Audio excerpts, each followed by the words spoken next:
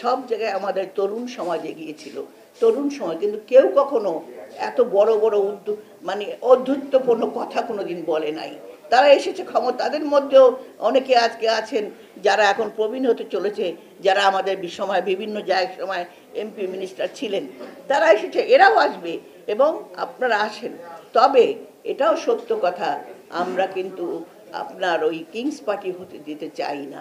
এখন যারা যুবক কিংবা 18 বছর পর অনেকেই কিন্তু তারা কিন্তু এই 3বারে একবারও ভোট দিতে পারে না।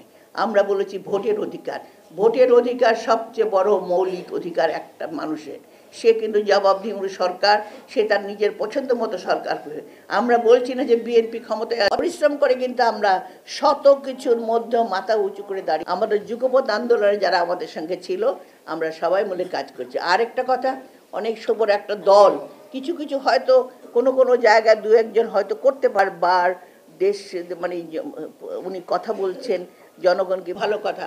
আমরাও চাই নতুন প্রজন্ম, কারণ তরুণরাই আগামী দিনে দেশ চালাবে। এবং সব সময় দেখেছেন ছাত্র যুবক সমাজই আমাদেরও দেখেছেন, ছাত্র আপনি দেখেছেন 52 ভাষা আন্দোলন দেখেছেন, 69 গণ আন্দোলন দেখেছেন, 90 আন্দোলন দেখেছেন, অভ্যুত্থান দেখেছেন। সব জায়গায় আমাদের তরুণ সমাজ এগিয়েছিল। তরুণ সমাজ কিন্তু কেউ কখনো এত বড় বড় মানে অধ্যুত্বপূর্ণ কথা কোনোদিন বলে নাই।